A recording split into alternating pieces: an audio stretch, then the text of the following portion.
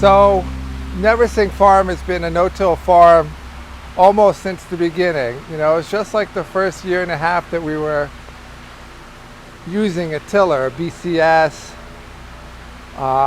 with a 30-inch wide tiller in the back, and just tilling beds to start the beds, to turn over the beds. We would till regularly, but it became so hard to turn over beds easily around the farm. You know, if I wanted to turn over just a small section, or just 100 feet, I had to move this thing around. And our weed pressure was high. And by tilling, we were churning up a lot of the fertilizer, like when you turn a compost pile. Starts burning up that material, because in organic farming, it's really just material you're adding. You're just adding plant material or manure. You can add blood meal. There's a whole bunch of things you can add, but it's material that breaks down like a compost pile. So it's just burning it up. So we moved to no-till, and what we call no-till. And that's really what I wanted to talk about, is what is it? What is it that we're doing that's different? Well, we don't use a tiller at all. We don't use a BCS tractor at all. We don't use any tractors in the field for nothing. All we're doing is forking the beds with a broad fork, which doesn't invert the soil. And that's the key. What I consider tilling is when you change those layers of soil, when you invert them and you mess with them.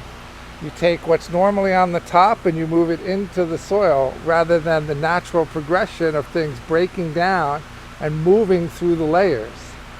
And so we broad fork, and then all we do is tilt it a little bit, which is just that first half an inch, just to smooth out the top. And all that does is take a little bit of the amendments that we're adding, mix it in the soil so it can start to break down, as well as make a smooth surface so that we can seed, we can grid it so that we could plant, and there'll be some sort of straight lines and even planting grid that we can use.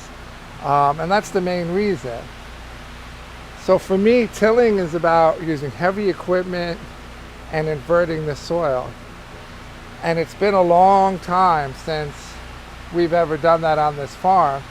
And so our weed pressure has gone way, way down. Even if you look inside this house, you can see there's probably not a single weed. It's impossible to find. And we stopped cultivating in here regularly a few years ago.